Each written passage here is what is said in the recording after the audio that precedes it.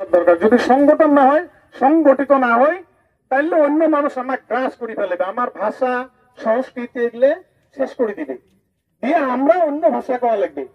আজকে দেহ আজকে মুই বেশি দূর কথা কওয়ার না, কওয়া লাগে বাস্তব কতগুলো কওয়া লাগে। আমরা এই জায়গার মানুষকে সবাই এই জায়গার মানুষ, কিন্তু শাসনের পাওয়ার, শাসন সম্পাদক হয়ে গেল, প্রতিষ্ঠাপক সম্পাদক সেকেন্ড হয়ে আসছিল থার্ড আমার আব্দুল্লাহ ভাই।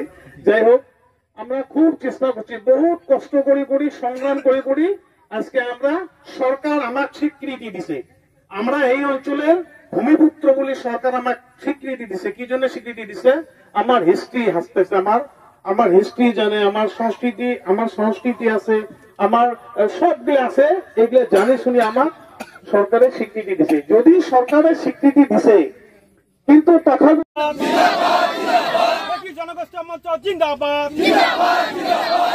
মাটি বিক্রির অনুমতি বাতিল করো, দেশি মানুহৰ মাটি বিক্ৰিৰ অনুমতি বাতিল কৰো, দেশি মানুহৰ মাটি বিক্ৰিৰ অনুমতি বন্ধ কৰো, দেশি মানুহৰ ভূমি বিক্ৰিৰ অনুমতি বন্ধ কৰো, দেশি মানুহৰ মাটি বিক্ৰিৰ অনুমতি বাতিল কৰো, দেশি মানুহৰ ভূমি বিক্ৰি বন্ধ কৰো। আজি আমি ধুবুৰী জিলা দেশী জনগোষ্ঠী মঞ্চ আৰু ধুবুৰী জিলা যুৱ ছাত্ৰ মঞ্চৰ উদ্যোগত ধুবুৰীৰ ঐতিহ্যমণ্ডিত গৌৰীপুৰৰ নিকটৱৰ্তী মধুচুলমাৰী প্ৰথম খণ্ড গাঁৱত দেশী জনগোষ্ঠী মঞ্চ আৰু দেশী যুৱ ছাত্ৰ মঞ্চৰ আঞ্চলিক সমিতি আৰু আমাৰ এই অঞ্চলৰ দেশী অঞ্চলত যি ভূমিৰ সমস্যা, বৰ্তমান জনসংখ্যাৰ পৰিৱৰ্তনৰ ভয়াৱহ জনগাঁথনি পৰিৱৰ্তনৰ যি সমস্যা হৈ আছে, এই সমস্যাৰ বিষয়ে আমাৰ দেশী মানুহৰ মাজত সজাগতা বৃদ্ধিৰ উদ্দেশ্যে আমি ইয়াত সমবেত হৈছোঁ আৰু এটা আমি সফল বৃহৎ এটা সজাগতা সভা আয়োজন কৰিলোঁ।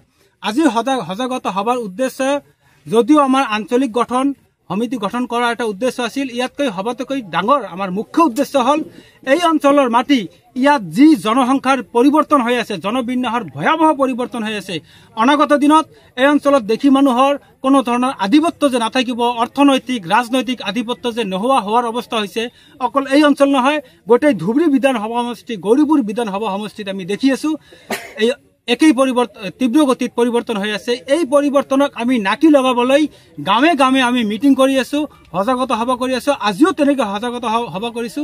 এই পঞ্চায়তৰ আন এটা ইউনিটত আমি কেইদিনমান আগতে সভা কৰিছো আৰু এই সভাৰ যোগেদি আমি মানুহক আহ্বান কৰিছো, আপোনালোকে কষ্ট কৰি দুদিন নাখাই থাকক, কোনো কথা নাই, তথাপি মাটিটো বিক্ৰী নকৰিব, কাৰণ মাটি গ'লে জাতি ভেটি একো নাথাকে।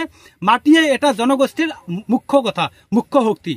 গতিকে এই কথাৰ লগত আমি সংগতি ৰাখি আমি সকলোৰে যিমান মানুহ আছে এই অঞ্চলৰ হাজাৰ হাজাৰ মানুহৰ ৰাইজৰ ৰাজহুৱা চহীলৈ ৰাজহুৱা এটা আবেদন বা এটা স্মাৰক পত্ৰ অহা সপ্তাহৰ ভিতৰত আমি মুখ্যমন্ত্ৰী ডাঙৰীয়াক প্ৰদান কৰিম আমাৰ ধুবুৰী জিলা আয়ুক্ত মহোদয়ৰ যোগেদি।